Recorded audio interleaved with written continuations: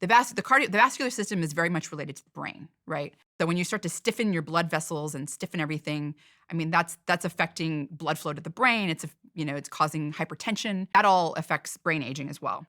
So I think just, and then the damage that the glucose does in and of itself, like, I mean, there's studies, it's really interesting. There's studies showing that people, even on the high end of normal in terms of their blood glucose levels, so they're normal, but they're kind of on the high end of normal, they had more brain atrophy than people on the low end of normal. By brain atrophy, you mean their brain was shrinking.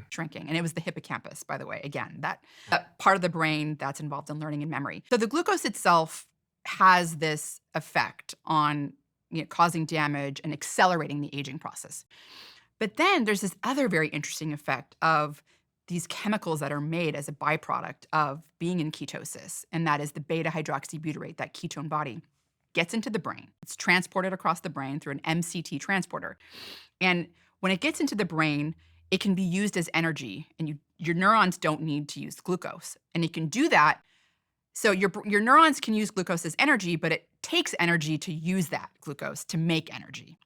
When you use the ketone, the beta-hydroxybutyrate, it takes less energy to make that energy. So it's energetically favorable to actually use that ketone, that beta-hydroxybutyrate.